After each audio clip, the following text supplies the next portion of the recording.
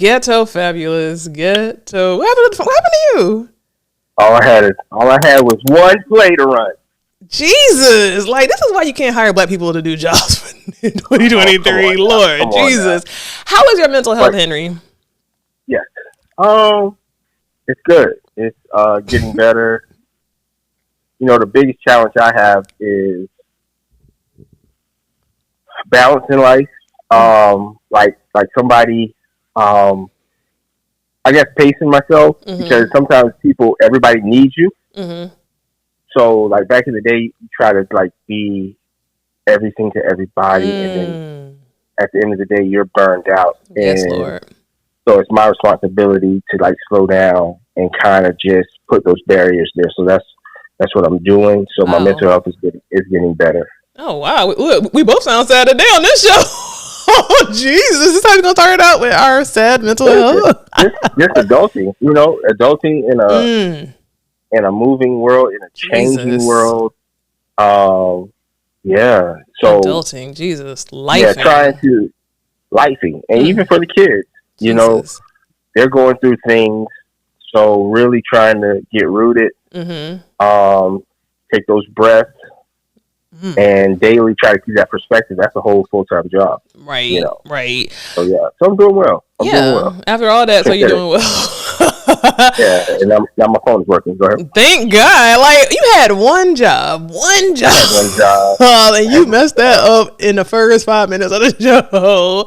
But listen, I'm joking. It's all love. So like mental health for me, man, I have been in the sunken place. Like, and I hate to be on the sunken place during PTO, because when you on PTO and when you have like, you know, a off day because it was the holidays this past weekend, I want to be up, awake. I want to be vibrant. I want to be hype, you know, because I'm off. And, you know, I feel like we always talk about mental health, but I feel like we need to really be honest. Like, I feel like mental health is starting to be one of those like fads. Like, oh, how's your mental health? Oh, you know, how's your mental health? But for real, I come on the show, you know, looking good, smelling good, feeling good, blah, blah, blah, blah. But I'm a real person. You know what I'm saying? I'm a real person. And, you know, I was in a very dark place. Like I feel like I was, and tell me if you can relate to this, because it's like I'm trying to like fight it, you know? So because I'm old enough to try to like manage my feelings, and, you know, just because you in a bad space doesn't mean that life stops. You know what I'm saying? Especially like you said, you're adulting. So you got a job to do. You can't come to work like, oh, I got to take off because I got a mental health. You know, they don't care about that, most jobs. You got, life still goes on. So I feel like with me, like I was trying to fight it. Like I was trying to fight, you know, I felt that coming on. I felt like sadness, and I felt, you know, let's be honest, I felt depression coming on. I felt it coming on real heavy. And, you know, I was trying my best to like just fight it. And then it's like when I had Friday off, you know, I'm like, okay, I'm off. So I tried to do what I do best. I had a mimosa and I had some breakfast by myself and tried to like kind of like fight it. I felt good, but then it's like it just hit me. And you know, I haven't felt like that in a very long time. And so it was like, oh my God, like I'm literally in the bed all day. You know what I'm saying? I'm literally feel like I don't think I even ate a lot this weekend. It was really bad, but I say all that to say I am human. Life happens. I'm crawling up out of the ditch. I went this morning. I worked out. I had a really good workout at the gym, and just feeling a whole lot better. I'm gonna tell you what I did do though, so I don't recommend this.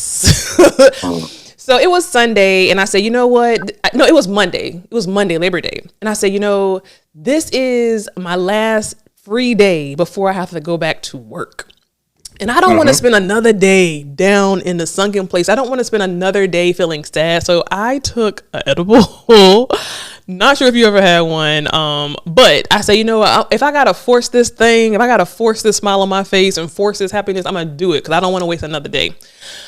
Took an edible. I went to eat. I ate at a restaurant, left the restaurant, went and had ice cream next door, left ice cream next door, went and ordered a whole pizza. Listen, this is why I was in the gym this morning, because when that edible kicked in, I could not get full.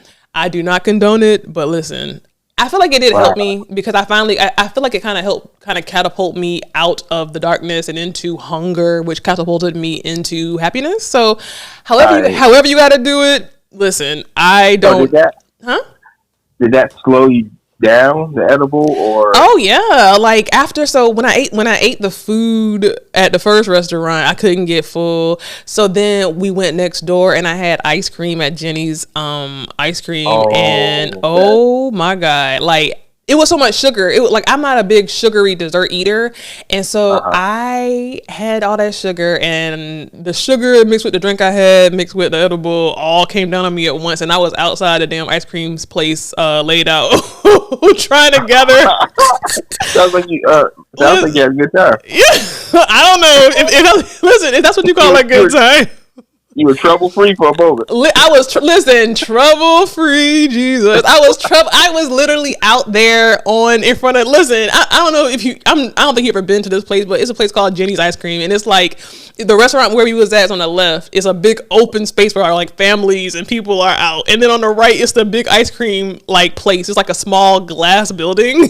So imagine me going in there and getting ice cream high as a kite, and then I come out and I'm just passed out on the bench in front of Jenny's ice cream trying to get myself enough strength to go and walk to the car, and then went to the car and then went 2 miles up the street, ordered a whole pizza, ate half of that. Listen, that's why I was in the gym this morning, because I said, you know what, all that food I didn't eat this weekend, I made up for it when I had that edible. So listen, however you got to do it, as long as you're safe, as long as you know, whatever you got to do, get out of that funk. And I can finally say today, I'm out of the funk. I think working out is very, obviously scientifically working out, it releases serotonin and certain endorphins that make you feel a whole lot happier. So, that worked for me as well. So, if the drugs don't do it, working out will. Glad you doing that. Another disclaimer, y'all. So listen, this podcast is not for the mothers, okay? It's not for the mothers of the church. It's not for the mothers. I have to keep telling my mom and anybody in the mom category, please don't watch this podcast. It's like, do not watch all. Huh? Why is it not for them? So this is the thing. My podcast, I always say, and I almost got through this episode without saying it, but since you asked, this podcast is very much giving transparency, raw. You know what I'm saying? You might hear some stuff that you don't want to hear if you're looking at me as a little kid or whatever. You know what I'm saying? So I feel like when the mothers try to listen to this podcast, listen, I don't want to filter anything, any of my thoughts, anything, because the mothers are listening. So listen at your own risk. Take this PSA you listening here at your own risk. My friends got onto me really bad because last week, I don't know if you listened to our episode last week, but them crab legs, they did not like me eating them crab legs on YouTube. It was very interesting. I got a lot of flack from my friends, but everybody else enjoyed it. So yeah, you was killing it. I was killing it. I couldn't do it because, you know what I'm saying? You couldn't do it. It wasn't you wasn't messy. The butter would have been all over my face. Listen, it's so funny how men see stuff and how women see stuff, because my friends was like, you look like a pig. Like, you was sitting there, you had crab juice in your hair, you was they was like, I had butter all on my hands. I even took my microphone and cracked one of the crab legs open. Them crab legs was good. And then I watched the show a day later and went back and ordered some more crab legs. Like, it was so good. It was coming from me though. The confidence to eat, not only eat, hold a conversation, be on the camera. Thank you. So. And you know what? That let me tell you. Hold on. Let me find my correct key, because I pressed the wrong key last time. Thank you for that, because you know what? That is really looking at the glass half. Is it empty? Yeah. Or half full? Half full. Yeah. Half full. So listen, it's going to be a really good, quick, but good show. So please, if you listen this far, continue to listen. So we have a few topics, not very many, but I had to jump on. So I'm about a day late for my first normal post. But listen, as long as you get me, you get me. Before I get into that, make sure you're following me on YouTube. Hit the subscribe button, hit the notification button, and then also follow us on Instagram. That's Scary_podcast. On YouTube, that's Scary with Melanie P podcast. First topic, y'all. Ooh. Okay. I don't know if I should play this clip because every time I try to use my audio, child, something be backfiring.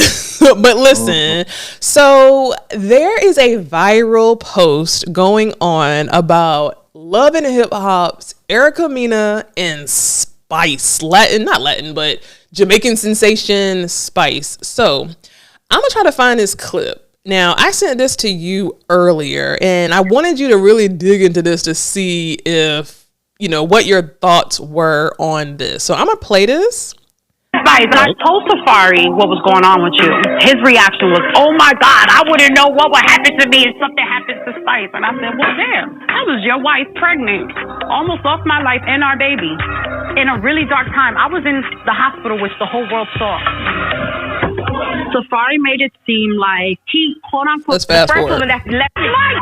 You can't do that!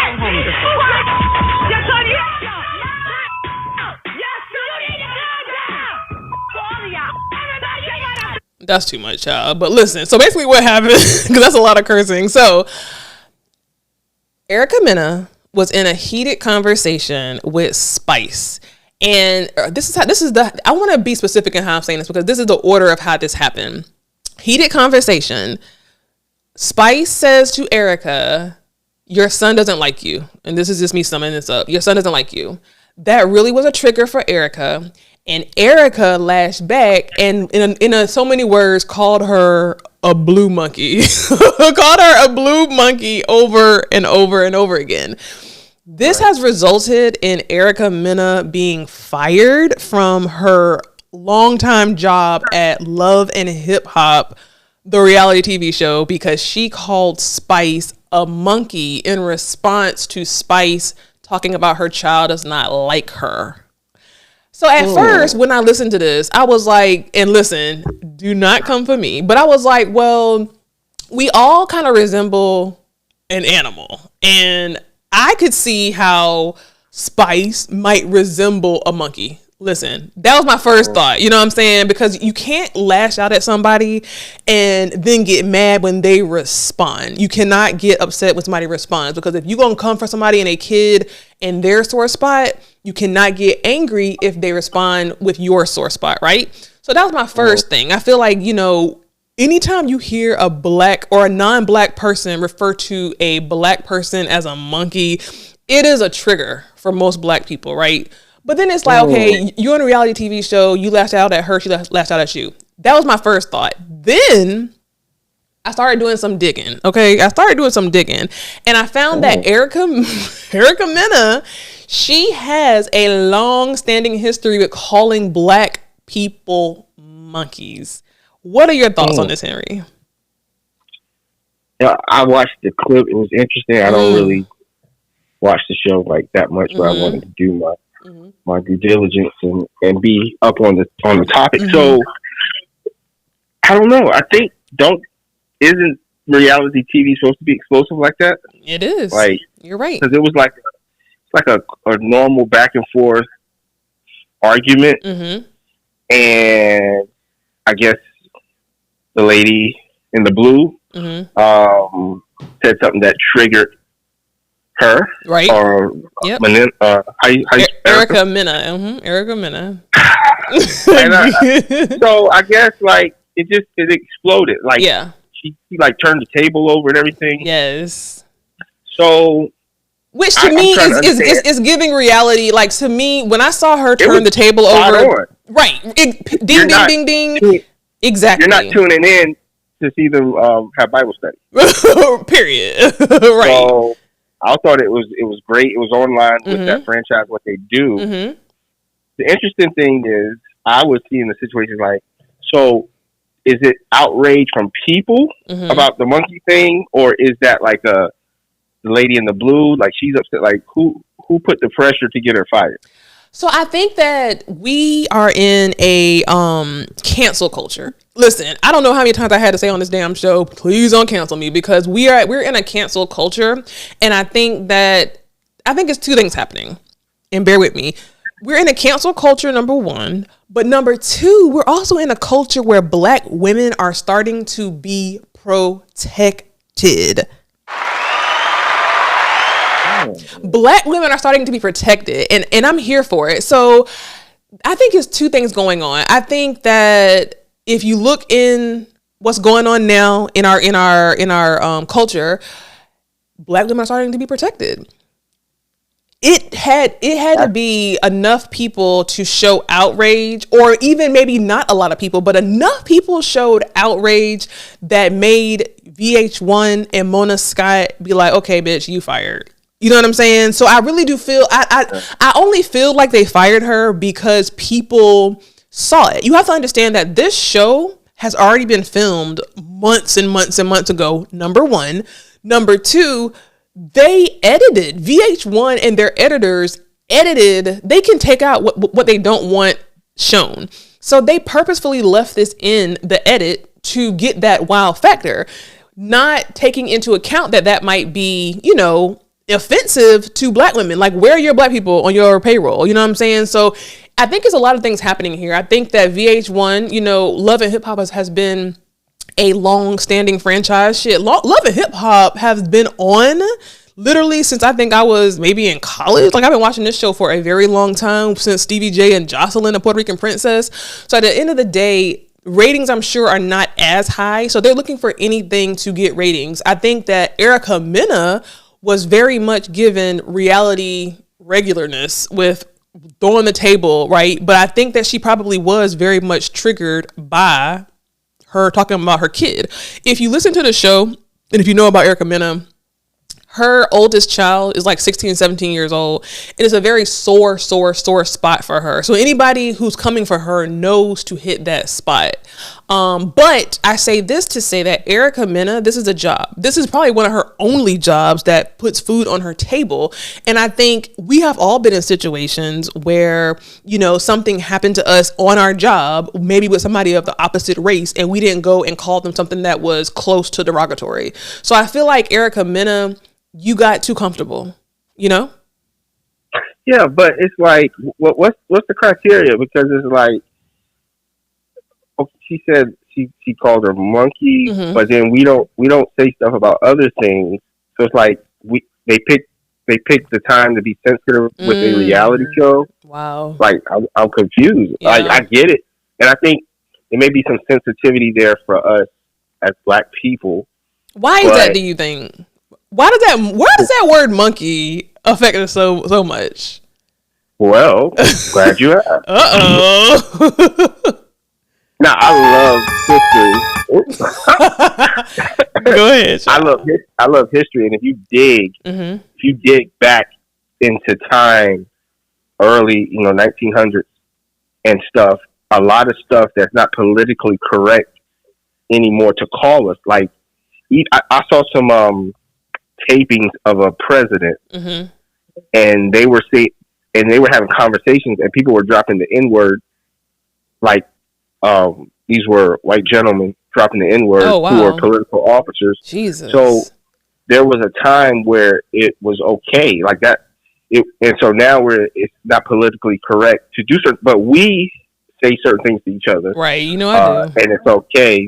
So I'm not saying it's right or wrong. I'm just saying I'm just trying to see.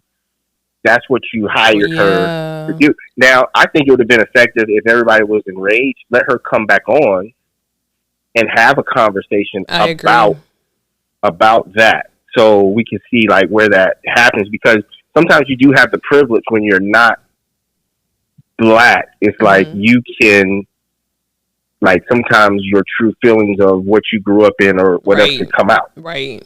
And that triggers us because of our long history of being marginalized or oppressed.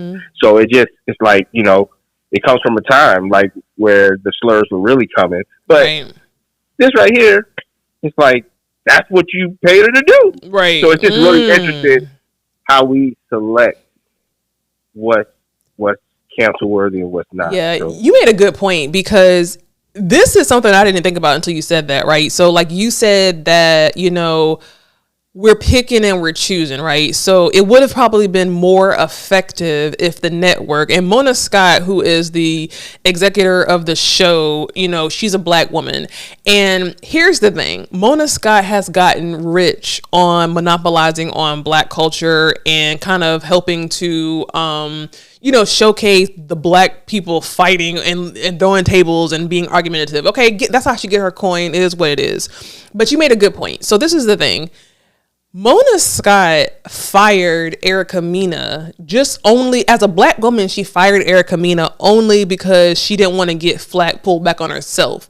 But it would have probably been more effective. Like if a Black woman, Mona Scott, really felt like Erica Mena was using a racial slur and it really, really bothered her and affected her, what would have been more effective, like you said, would have been to sit down and have a conversation and bring somebody like, you know, they did that with another lady who was using a racial slur on the show. They brought in a Iyanla Vanzant and they made her, you know, atone for, you know, being racial, whatever. So it makes you think, you know, they fired her. Okay, goodbye. She'll say it again. But it probably would have been more effective to have her come on to the show, explain why she said that, have a Black women. This is the thing. Erica Mena has babies by a Black man. So how would she feel if somebody called her babies monkeys? You know what I'm saying? And the fact that Erica Mena, it's just so much you could say about this. They always say they want our culture, but they don't want our sadness. You know what I'm saying? So it's like she having babies by our Black men, but looking at the women who birthed our Black men as monkeys. You know, again, if this was a one-off, if Erica Mena hadn't had a history of calling Black women monkeys, like she literally has called at least 2 or 3 that I've seen allegedly, other Black women monkeys. Like that's her thing. She has called other Black women monkeys. So to me, if this was just a one-off where, you know, I'm just heated because listen, come for my children and I'm gonna come for you. I'm gonna say whatever because you come for my kids. I'm coming for you. Right. But on the same token, like I said, when you at work now, I don't know, because if I'm at work and somebody come for my kids, I'm probably still going to get fired, you know, at the end of the day, depending on what you say. But on the same token, you know, you can't, if she had just had a one-off, it would have been fine. But she has a history of saying this. So at the end of the day, this is something that's deep in her. This is her go-to, you know, call to Black women whenever she feels some kind of way. She's been in several other altercations on the show with other Black men. She's never ever called them monkey. I really feel like it's one of them things so where, oh, you're a Black woman, I'm looking down on you and I'm going to call you a monkey because that's what I truly think about you. You know what I'm saying? But I do agree that this should have been a deeper conversation to help, you know, I don't know, because I feel like on one hand, you know, goodbye, like the worst way I can cut you is by cutting your check. You know what I'm saying? So I don't know. I guess it's twofold. Now I'm thinking about it. Yeah, it's like I get it, and then it's just like everything's good till it gets real. Mm-hmm. Until you know there's something said that's like, oh man, that hurts. Like even in, like the rap game, everything's good as long as it's on, you know, it's on the track on the record. But then when people get killed or have to go to prison, now it's really happening. So it's not just play. So I don't know if that was a good analogy, but but what I'm saying is that I just found it interesting. I thought it was an entertainment show. She flipped the table, like it was chaos, and it was just that one thing, the monkey thing. The monkey. And I get it. I think I would have liked to see a conversation if everybody's so concerned with that. Right. We ain't concerned with nothing else. Right. And there's a lot of worse things happening on that show, honestly. That's like having a triple Big Mac, fries with extra salt, and a Diet Coke. It's like, I think that was like a small thing. I know it's a big thing too. I would have liked to see just maybe her come back and they address it. Yeah. And I was saying that too, but again, the worst way, during that scene, she was saying how, she's having to be out here being a single mother. Again, let's promote being a single mother with no father in the home. Let's promote that, because shit, that's the bigger conversation and shit. Both of those women in that conversation, both of those women was arguing about who is the most single mother of them all. You know what I'm saying? And to me, that's the bigger damn conversation. Like, you know, I get it. Everybody is after $1. So if that means, you know, getting a reality TV show or starting a reality TV show, then do it. But you can do two things at the same time. So you can have the reality TV show conversation, but damn, nigga, like, why the hell, excuse me, why are you, listen, is that horrible? Talking about monkeys. Oh my God. Hey, I was saying, like, listen, there's worse things to talk about. like podcast hosts trying to help and hurt at the same time. But but it's like, you know, my thing is, where was I going with it? I had a point I was making and you started laughing. Oh my God. What was I saying? You were saying that you were saying that she was saying you were saying that you could be on the do your reality show and that could be a career path or something like that. Oh, I forgot. I feel like I was going somewhere. I was going somewhere and I totally lost it. Oh, I thought like a good point. I hate when that happens. But anyway, you know, it just, I gotta find that point because it was gonna be really good. I gotta find that point. What was I about to say? Oh my God. It was about Erica, I believe. It was about Erica, and I said the N-word. I don't know. I'll find it again. But all I'm saying is, it'll come back. But here's the thing. I just really totally feel like we have to be intentional, another word of the 2000s, about, you know, the type of content that the single mother thing. That's all I was saying. Like, we have two women out here fighting about being the singlest single mother of them all. Take two. And it's just like, let's talk about that. Like, let's have somebody come on the show and being like, listen, how do we stop y'all arguing about being single mothers? Like, you know, how did you get to the point? And listen, I can't talk, but how did you get to the point of where you are a single mother? Like, let's start there. Have your reality here at Mona Scott, if you're listening, have your reality TV show, right? With all the pomp and circumstance and the lifting tables, all those.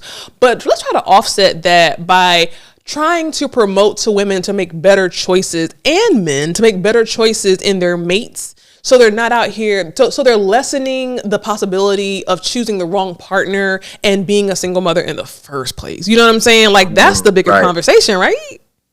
Yeah. And the thing is, when you look at, just like we look at everything else, entertainment, like rap, you know, kill, whatever. So I think the show is entertainment. So there was one verbal disrespect followed by another from the other side, and then it got out of control. Right. So I think that was good for the show format. And then now, instead of letting her go, you come back and address that, and maybe you can get to the points that you're talking about. Right. I just, you know, I was watching on Instagram. I don't know if you know who Chrisean Rock is and Blueface, but, you know, she just had a baby, and she had a baby, I think, last night. She literally had a baby, went live having the baby, ain't no man in sight. And you know what? That I despise. I am so tired of the Black community, like, celebrating having babies with no husband, with no man in sight. Like, I am so tired of that. Like, that is a real sore spot for me, because I feel like, I don't want to say that you should feel ashamed, you know what I'm saying, for having a baby and not being with the father, but I don't know if you should be so happy. Am I wrong? Am I wrong for that? I thought she does have the baby. Blueface is her baby's father, and the whole time the whole time she was giving birth, Blueface was with baby mama number one while she was giving birth, and she done had a baby, and he's still nowhere in sight, and he's actually online talking crap about her, and she just had his child. Now I watched a live about an hour or two ago with somebody holding her newborn baby, like literally 2-day-old baby. And she is online shaking her butt and bragging about how her body has snapped back after 48 hours. Like, this is our reality. You know what I'm saying? Like, that's why I was surprised with like what you were saying with the show. It's like it's a different world than when we were born. So it's like, what's the standard? What's the man? That's the damn question, because I feel like the standards are getting lower and lower. So I get it. Like, so I think, and that's, so we could talk about popular culture, our athletes, our entertainers. It's like, I guess when you live on the edge and you have to do all these things, then when we see things that go off the rails, like the monkey comment or like her having the baby and then going live, we're like, oh, that's horrible. How could you? Yeah. But that's the environment, that's the atmosphere we live in. Like, it's the extreme things going on, and and coming from the backgrounds that we come from, the dysfunction is getting more and more. So, it's getting more and more. Can you imagine where it's going to be in the next 20 years? Like, if the standard is calling people monkeys and having a baby one day and the next day twerking with your like maxi pad on live from the blood of having a baby less than 48 hours ago, if that's the standard now in 2023, I can't imagine what it's going to be like in another 3 years. In another 3 years, forget 10 years, another 3 years. Like, I feel like it's getting worse. And so, go ahead. No, go ahead. No, I mean, I joke around a lot. Listen, I am the biggest Pound Town twerker of them all. You know what I'm saying? Behind closed doors. Pound twerker. Okay. Yeah. So it's a song. Listen, I don't know what you know, but it's a song called Pound. Gotcha. Okay, Lord Jesus. Yeah. Pound Town. Hi, go. He just took a nigga down. Hey, Pound Town. Pound Town. Okay, that's the song. Yeah. And the song is by this girl, Sexxy Red. And she brags about she literally was on an interview. Now, this is our people. Okay. She was on an interview last week bragging about how she done had a baby and she don't know who the father was because she was sleeping with two men at the same time, and she was bragging about it. Now, take it back 20, 30, 40, 50 years ago, you would have been ashamed to be pregnant, number one, without being married, number one. But even more so, you would have been ashamed to not know who the father was. You know what I'm saying? But now we celebrate that. So I get what you're saying. You can't, on one hand, cancel somebody for calling somebody a monkey, but then on the other hand, applaud somebody for not knowing who their baby daddy is and bragging about it. You know? Yeah, and I think it's always been levels. Like, it's back. I heard a record. This lady, there was some like really like, what's the word? Vulgar? It was like vulgar records way back in the early 1900s. So I think we just 1900s. Yeah, like it was records out that was like 1900s. Like what? What was vulgar back then? Like she was spitting like they spit now. Like I have to send you the clip. Yeah. So what I'm saying is, now we just have to act. You can go direct to consumer with the internet. So you're seeing more of what the world is. But Jesus. But to your point, I gotta Google that, child. I ain't heard about them because the 1900s there was Pound Town in 1900s. It wasn't a trap music, but it was like blues or something like that. Oh, got it. Like Mom's Mabley type. Okay, yeah, I guess she's comedy, right? Yeah, but she had very vulgar comedy. Yeah.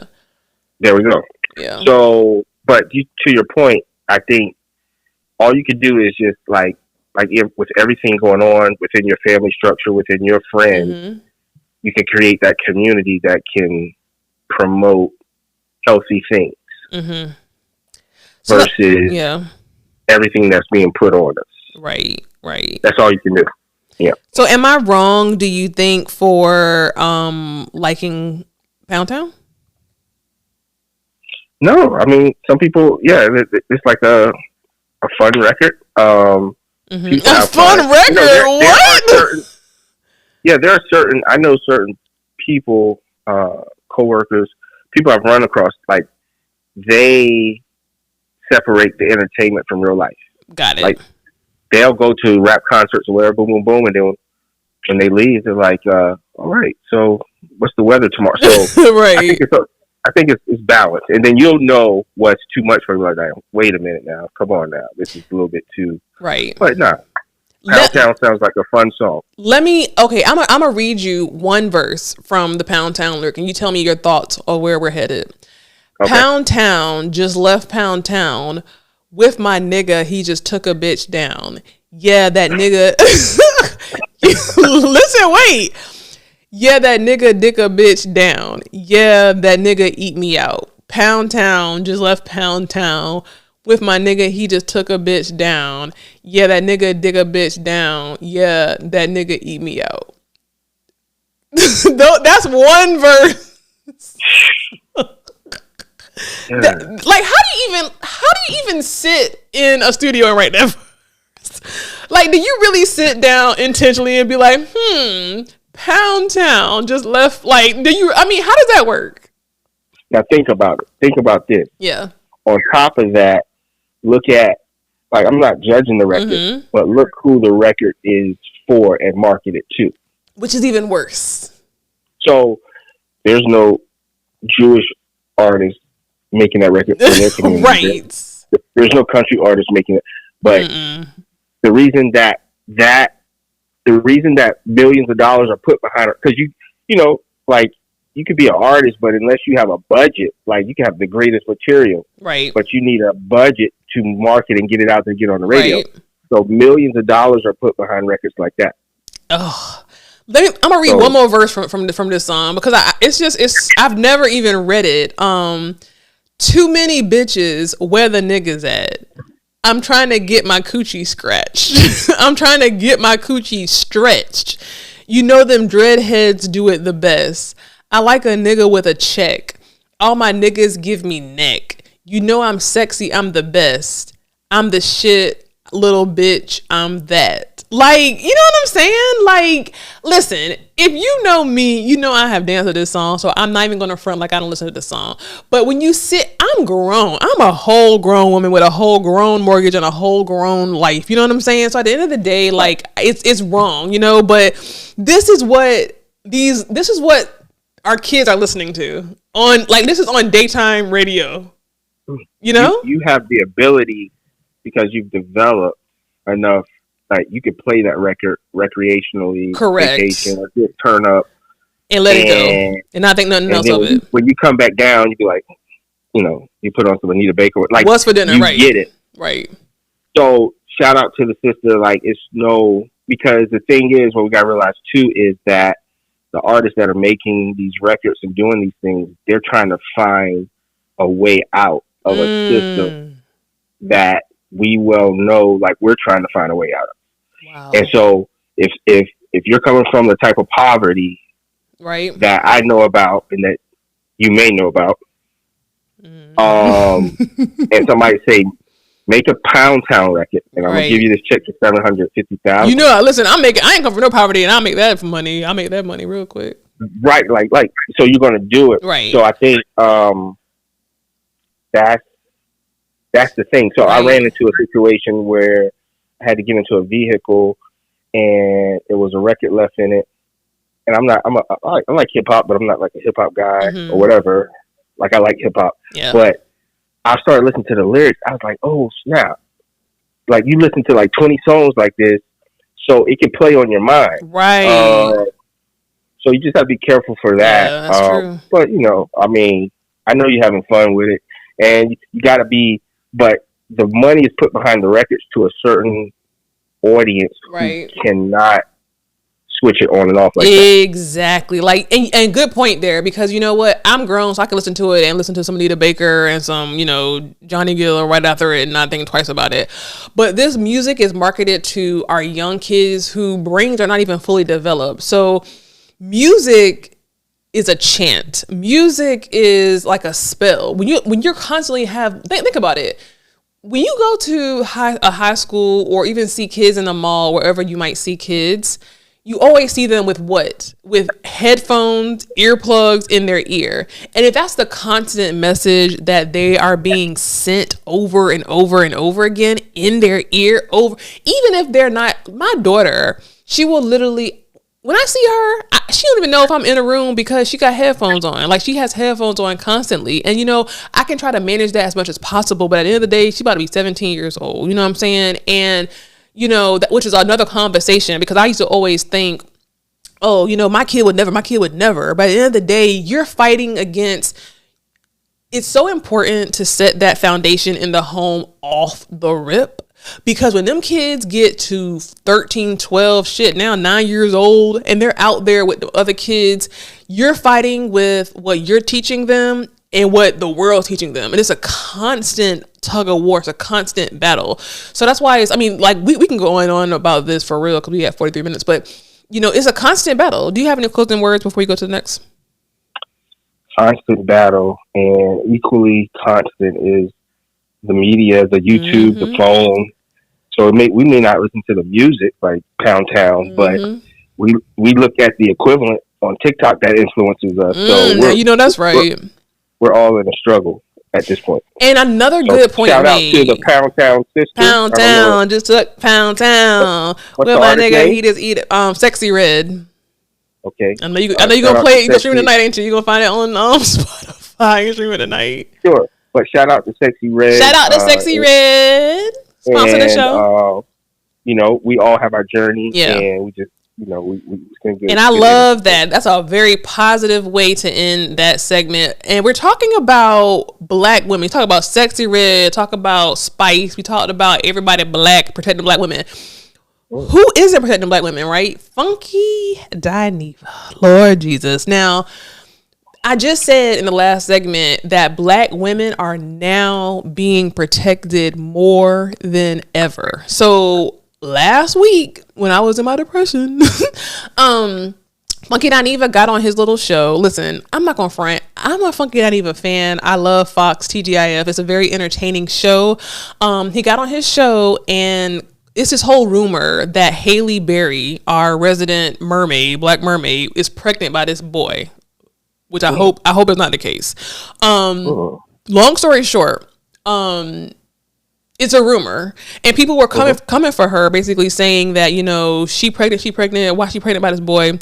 So Chloe Bailey, who is, you know, singer of Mercy and all the other good songs, she was on a live in her natural beautiful melanin sister. And she was saying, hey, y'all gonna stop coming for my sister too. Basically, she said that in a nutshell. Funky Dineva got on his show and his platform and really berated, he berated Chloe. And I'm gonna play that clip because that was, listen, I really, really enjoy Funky Dineva. I'm not gonna lie. Like, I really enjoy his conversation. I think he's a very, very smart man. I think that he's very good at what he does, but I also think that he took his platform to talk negatively about Chloe Bailey, and I just didn't like that. So let's listen to what he said. And I know this story is about Haley. I can officially say I don't like her. Chloe Bailey is so goddamn lame to me. First of all, girl, you were Miss Preppy Ashley from the suburbs. Then you came out, you was being all promiscuous and shit, and then now you trying to be a gangster. None of it is fucking believable, girl. None of it is believable. And I'm probably gonna catch a lot of backlash for this. And without that makeup, she ain't cute. She should have never. I'm gonna cut him off right there. Now listen, I thoroughly enjoy Funky Dineva. I think he is, like I said, really good at what he does. I think he's a very, very intelligent black man. But he has had a trend of coming for black women. And here's the irony of that. He literally just spoke about the Erica Mena Spice situation and said that, you know, hey, Erica Mena, you have a job and you can't go on your job denigrating and putting down people, the same demographic of people who pay you. So the same way that Love and Hip Hop's majority of the demographic that watches Love and Hip Hop are black women are the majority of the demographic that listens and supports Funky Dineva and Fox Soul. So I really want Funky Dineva to take his own advice that he gave to Erica Mena. That's number one.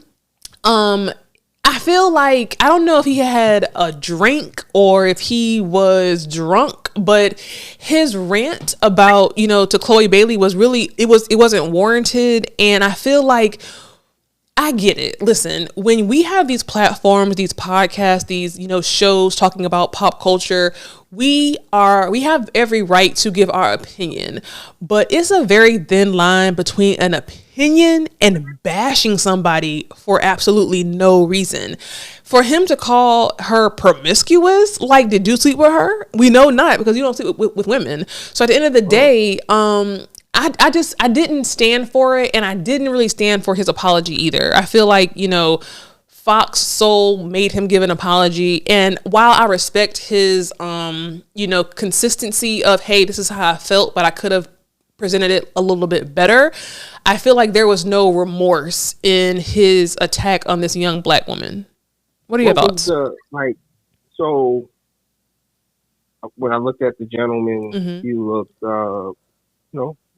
like up in our age or whatever, a little older somewhere. Yeah. He's actually younger than us. That's the scary part. Okay, he Chloe is young, right? So yeah. I'm asking you, like, what you think the motivation was for the attack? Like, that's a good question. That's something I've been thinking about. Like, you know what? Here's the thing, because people have been really coming for Funky Dineva for a very long time. He made very negative comments about Beyonce's daughter, Blue Ivy, and said that she was ugly. He's made other comments about other entertainers or black celebrities in the past quite consistently. And here's the thing. If the conversation and the negative conversation was equal across all playing fields, then maybe it wouldn't look so bad. But I really don't feel like I hear him talk as negatively about any other culture but his own. And here's something that I haven't heard anybody really say. I am a thorough watcher of Fox News. Fox Soul. Ooh, not Fox News. Fox. Erase that. Fox Soul and TGIF. And I've been watching Funky Dineva for several years. And he's spoken a lot about his mental health issues. He's spoken a lot about his, troubled childhood growing up. He's spoken a lot about his, not receiving love from his family and stuff like that growing up.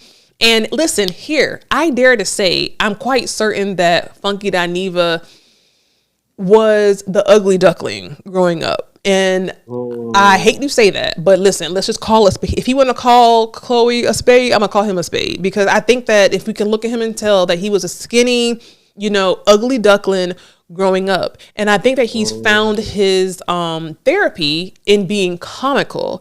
And there's nothing wrong with that, but you cannot bite the hand that feeds you. His demographic, his audience, his supporters are black women. And black women, at the end of the day, we can't even fault Funky Dineva, because at the end of the day, he's doing what works for him. He is a person who speaks negatively consistently about black women, and black women still watch him. Black women still go to his show and support him. So if it's working, why change it? If people are so outraged by Funky Dineva, don't watch him. Cancel him like you do everybody else. Cancel him. But no, black women are quick to say, and listen, can I talk? Because I watch it too. Now, I'm not as much offended by his comments, and maybe that's a problem in itself, but a lot of people are. But I feel like them same people still watch him. And I feel like, I feel like he has a bad, he comes from a troubled space. I feel like he suffers very much with depression consistently. I mean, he spoke about this very much on his show. He struggles with depression, and I think that, he just is lashing out, and it's never come with any kind of repercussions. And my fear for him is the repercussion. And I feel like, here's the other part of that, and then I'll let you speak. The other part of that is his co-anchors. So there is no damn way that I'm going to be on a show as a black woman with two other black men, and I hear my black brother putting down my black sister for absolutely no reason. She didn't do nothing but protect her little sister. So calling her fat, calling her promiscuous, calling her ugly, all those things. Okay, 1 and 2 is great. When you get to negative remark number 10, I got to say something. So honestly, when I'm looking at Claudia and I'm looking at I'll Laugh, that was too much for me. So I feel like everybody around him is really, he ain't get in no trouble. They applauded him. They laughing with him, and it's working for him. Claudia Jordan is Yeah. on it? Okay. Mm-hmm. Yeah, I think it's just the climate. Like where's the line? You know, it's like, it's okay to be outrageous sometimes, I guess. When you say it about certain people, then it's an issue. It goes to the other point. It goes to the other point, right? You said that, okay, we can call Erica Mena called, and we get it that it's wrong, but she only said monkey, and not only, but she called her a blue monkey. Funky Dineva called Chloe fat, called her promiscuous, called her ugly. I mean, he done said 3 different things, you know what I'm saying? And I'm sure they all hit the same, if not probably worse than calling somebody a monkey. Like, we obviously know that Spice is not a monkey, but maybe Chloe has issues with her weight. Maybe Chloe has, self-esteem issues with not wearing no makeup. You just never know what somebody's going through. And I get that when you are in the public eye, you're fair game to any and everybody. But I just feel like, the point of it all is that, Funky, take the same advice that you gave Erica Mena. You're on a job, you're on a platform, read the room and know how far to go and how far not to go. Period, point blank. Exactly. So I think it shows that the challenge is how, like, so if I'm gonna jump on the subject, if I'm gonna be like, oh, monkey's wrong, then that's a huge step, because if you're gonna be, as they say, 100 with it, like, you're gonna have to examine, where do I cross that line also? Right. Exactly. But in today's world, not to say we're old or nothing, but back before the way it is now, you really had to have some legitimacy. Or you had to have some credibility. Right. But now you could just say that you are. Right. But your work is showing like, oh no, you're all over the place. So, so if it's going to be love for the culture, love for the people, then you got to work on doing that all the time. Not just picking and choosing. So, yeah, so hopefully. But do you feel like black women are picking and choosing, right? Like, because listen to what you're saying. I hear what you're attempting to say, right? But black women are the ones picking and choosing. Is that what you're meaning? Because black women are picking and choosing. We're picking and choosing. Okay, we're mad about the monkey, but we're not mad about a black man calling us fat, ugly, and whatever else he called her. Is that what you mean? Yeah, I was saying it from the other side, meaning like from like, if you're a personality online and kind of trying to be consistent with your message. But also from the perspective that you just mentioned, it challenges us. Like I was saying, so I have to look deeper, with love, in the sense of like, where is the person coming from? Right. Because it's easy to chop their head off. Right. But what's the background story that caused, like, so on one hand, I could be like, oh, the rap, da-da-da-da-da-da, but it's coming from a place. Right. So if I'm not willing to address the place, but I'm real loud on the criticism, but I don't got no solution.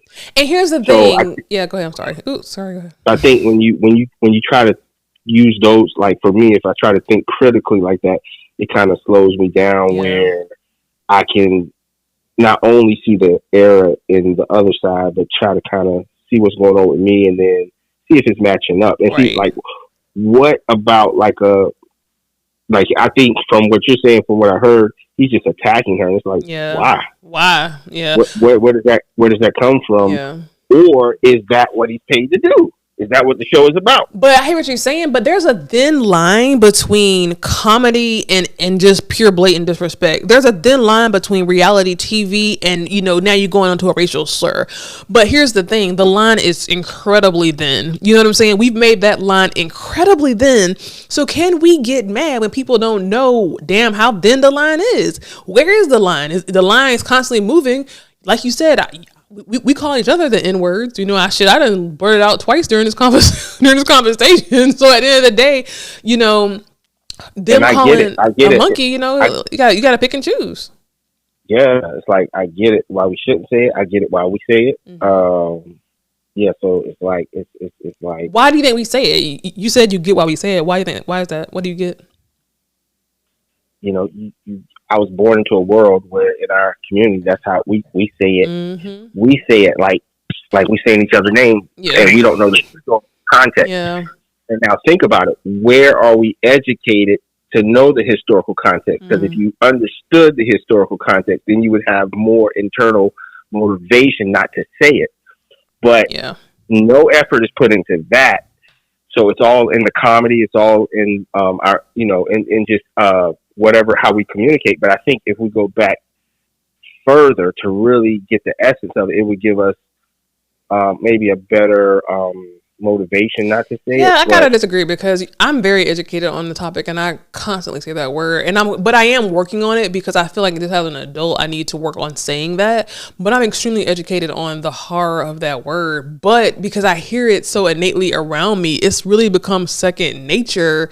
And this is me being very transparent. Like I gotta stop saying that word, but I say it quite often. Now I've cut back tremendously on saying that word, especially in the beginning of my show, but especially just in life in general, because I feel like, you know what, I need to really think about, like you said, the origin of that word and how would I feel if somebody else said it, or how would I feel if one of my kids said it? You know what I'm saying? Like, so at the end of the day, I'm very educated on it, but I still say it. Yeah, I think I was watching something today and I was like, in the context of when we're joking and we're, you know, and we're having our fun and we're together, it flows. But then when you say it and you see it for what it is, it's like cringy. Like, and what's the difference between us calling the N-word or her calling us a monkey? Say it again? Like, what's the difference between us calling each other the N-word and Erica calling us monkeys? Exactly. So that's what I'm saying. Like, getting outraged on that, but we have a bigger thing. But you know, I guess we're in the, you know, we're on this journey, and hopefully we get more awareness, and we can stop saying it and say things like, I guess, king and queen. That sounds so weird to say sometimes. But I'm working on that. Hey, king, get over here, king. But it'll get as we do it, it'll become more and more natural. Is that what you call people, king and queens? Nah, not at all. What do you call them, niggas and niggas? Nah. What's up? You know, I'm just saying, what's up? You know what I'm saying? My mama heard me on this show and she was like, I gotta stop saying that word. And I'm like, you right. Because I don't want, you know, it's not the best. When I'm extra comfortable and I'm just talking, it just comes out like, you know, urine on a baby. But at the end of the day, I got to work on that, and I am working on that. So I'm trying to do better. I'm trying to do better. But listen, this is your second episode. How are you feeling? Woo! I'm feeling good. I made it through. You made it through? Did you enjoy it? I did. Will you ever reveal to us who you really are? I am who I am. I am really who you introduced me as. So. Oh God, definitely. Here we go with the antics. Will you ever show your face on the podcast? Oh yeah. Oh, that's exciting. I cannot wait until you are close enough to do that. Listen, y'all, thank you so much for coming along this ride with me. Thank you for listening to the mukbang episode last week and watching me eat them crab legs. It's literally still a crab leg juice on my table, y'all, which is horrible. There is literally still a crab leg remnant on this microphone. So please watch that episode. You know where to find us. You can find us on @scary_Melanie P on Instagram and That Scary with Melanie P on YouTube. Make sure you follow us. We're going to see you next week on the episode. Bye, Henry. Bye. Have a good week.